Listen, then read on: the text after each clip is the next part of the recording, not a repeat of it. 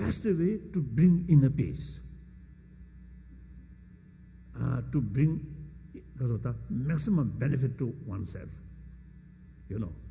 Not relying on external fact, but try to right view. Even negative situation come through. Utilize that. There's Tibetan saying, there's an expression in Tibetan tradition which says, turning adversities into precious opportunities. Now one example. Now last 50 years, we become refugee, now homeless. But if we look only that angle, then more sort of frustration, more worry, sadness. But if you look from another angle, that sort of difficult sort of situation also brings some new opportunity. Now, for example, after I come to India, new opportunity, meeting with variety of people from different traditions and also different professions, and particularly scientists, and a variety of people. And me personally, when I was in Tibet, I have to follow more protocol or formality. But I don't like that. From childhood, I really don't like that. So after I got India, refugee, then I really got some kind of freedom. I don't care these formality, these things. So sometimes I think some Japanese friend, so at the beginning, they rather it's a very formal way. Then I immediately start some jobs, some jokes, chop good. Then they are sort of kind of icy sort of face, then melted. So it is much better, isn't it? We are human beings, after all. This is nothing. This is kasuta. I think too much formality also, in a way, part of hypocrisy. Isn't it? It is hypocrisy, a kind of lie. So, be honest, truthful. You must show your nature and receive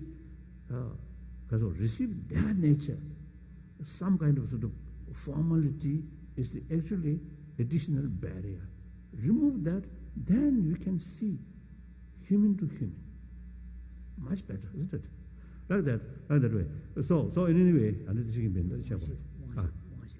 so through inner peace, not relying on sensorial medium, stimulus. Then that inner joyfulness is much stronger. That really brings inner strength. So through that way, then you can be much sort of stronger face challenge.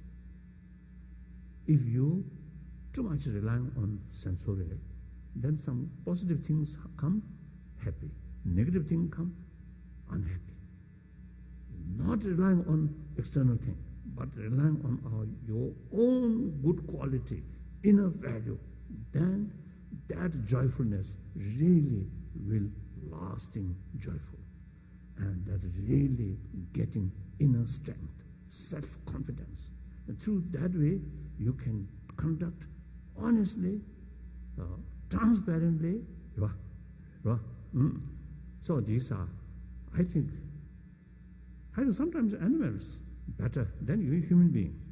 We're too much sort of clever here. So that creates our own self-create cocoon. Then eventually you feel loneliness. All the billions of people there, but you feel just alone. Why? Your attitude is wrong. your mental thinking is wrong. Like that. So now world peace, first start family level, and that also start individual level. So think oneself and change world. The initiative must come through individual. So ultimately, individual is the key factor. So that's all about my talk. Now some questions. Thank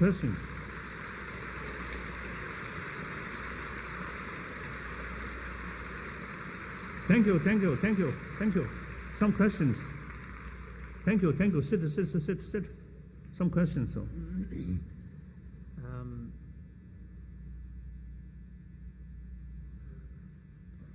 If time permits, after this written question, if time permits, I would like to get question from directly. If you see the some microphone there. Yes, start. What can one individual do to promote world peace? I mentioned already. Second.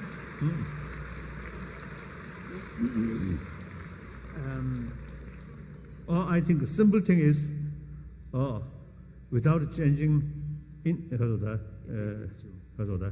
inner world, just you see shouting world peace. It's not much meaning. Or make some more disturbance for pitching, and release pitching for world peace. Silly, no meaning.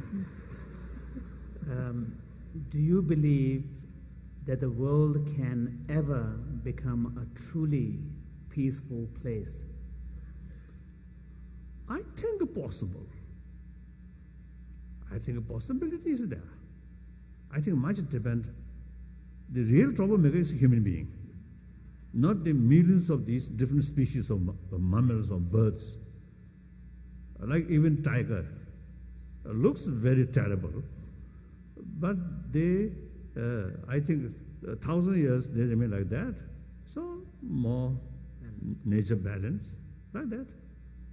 But we human beings, basically, we are, as the vegetarian. Suppose,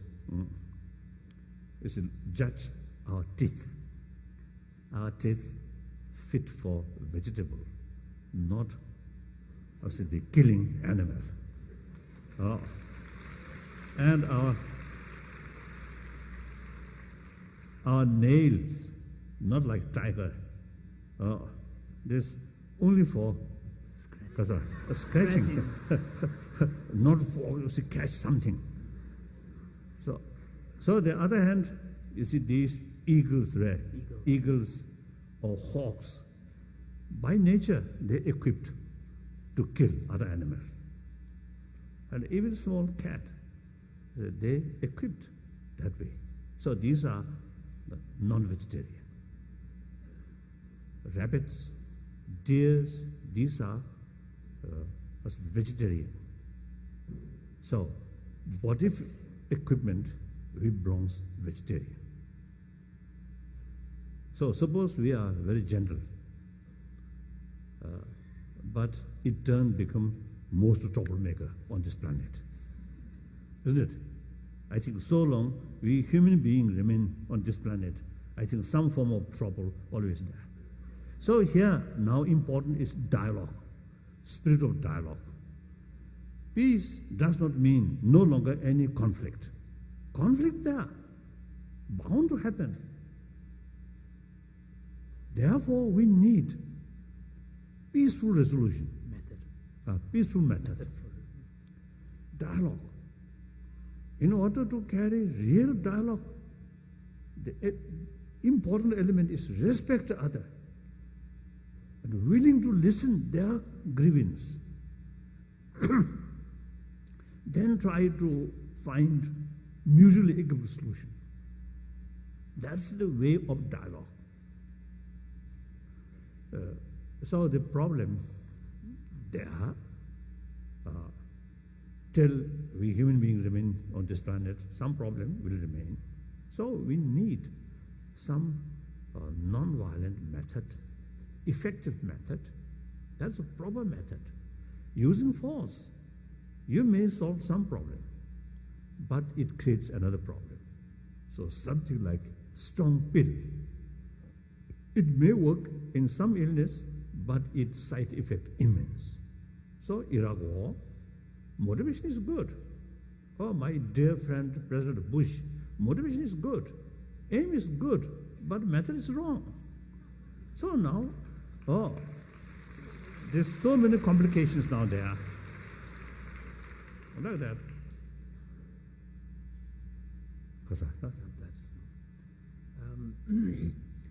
Is there ever a justification for violence? Justification. Is there ever a justification for violence? Theoretically speaking, yes. Violent or non-violent is just a method.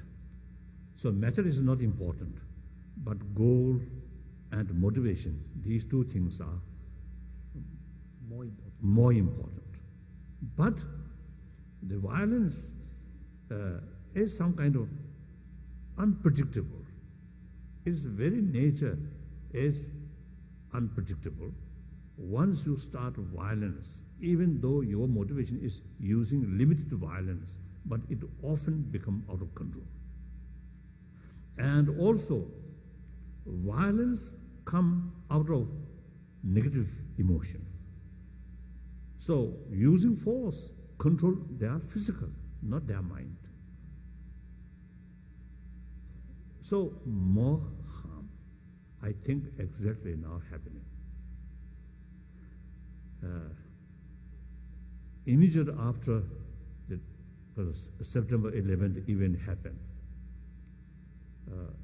many occasions I express, or actually the 11th or 12th, I wrote a letter to President Bush as my close friend. So I expressed my sort of sadness and condolence, and also I mentioned, I hope for this problem, I hope through non-violent way, countermeasure, through non-violent way, I express. And at that time, I mentioned, I expressed, I really felt, if the measure for that tragedy goes wrong, then after some time, 10 bin Laden, and after that, 100 bin Laden may multiply. Like that, I mentioned.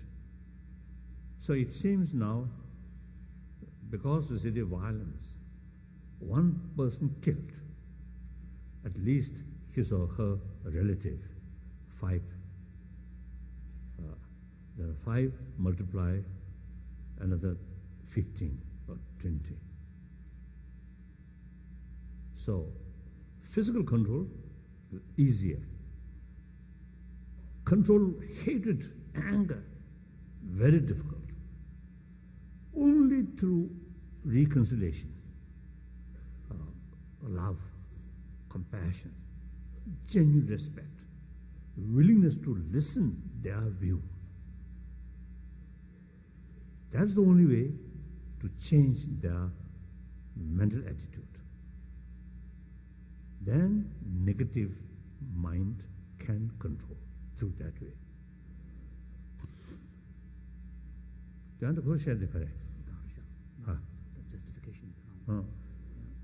So theoretically, there can be some justification, but practical level, I think much better, much safer, avoid not using violence. Then, so here I often use telling, in order to build real peace, long-lasting peace. Yesterday you are there, I mentioned, the external disarmament, the internal disarmament. Firstly, internal disarmament. Reduce hatred, suspicion, these things. Then eventually external disarmament possible. Then as I mentioned earlier, spirit of dialogue must promote, and through kindergarten, I think we should train our younger generation. The only appropriate method to solve problem is dialogue. That I think we must sort of cultivate in their mind. Usually, when we face some challenge, our immediate response in our mind is how to solve this by force. That's a mistake. So whenever we saw some sort of dialogue, because some conflict, our natural sort of response should be how to solve this through dialogue. So I often use the expression, the 20th century becomes century of violence, century of bloodshed. According to some historian,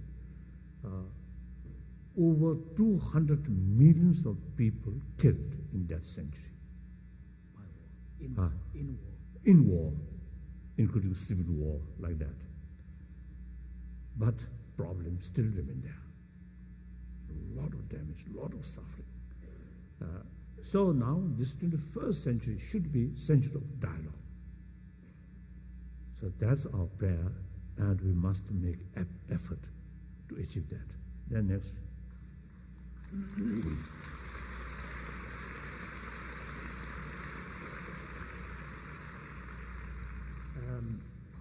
Do you believe the prophecies of the Mayan Indians in 2012?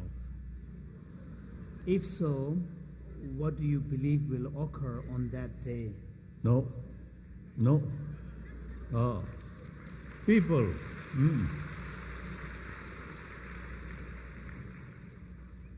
I think because some people describe me as all-knowing. So that's because of the ridiculous way. Ridiculous. I do not know what will happen tomorrow. So naturally, logically, not all-knowing. So according to my own experience, I'm very, very skeptical to some people who predict in long future. Let us see. Now, just only one year left. 2 more years. 2 more years. 2 years. 2010, 2011. Then, if 2012 something happened, then of course we will develop more respect to that person. Now, if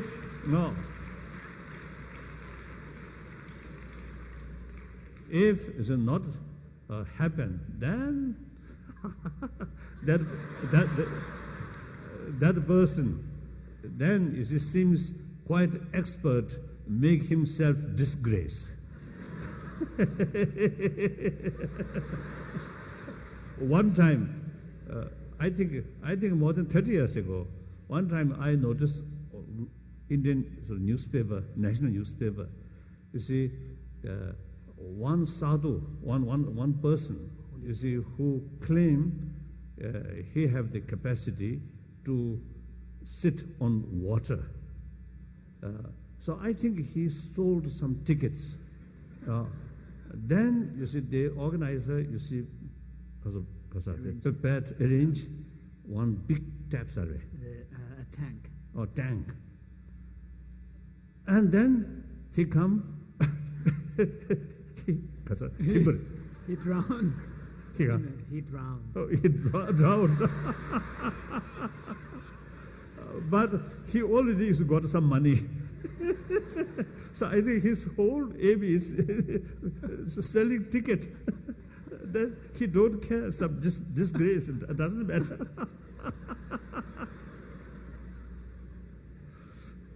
But some prediction, sometimes quite strange. So we need some explanation, these things. But usually, this kind of prediction, I don't think. But better let us wait. Final yes, question. final.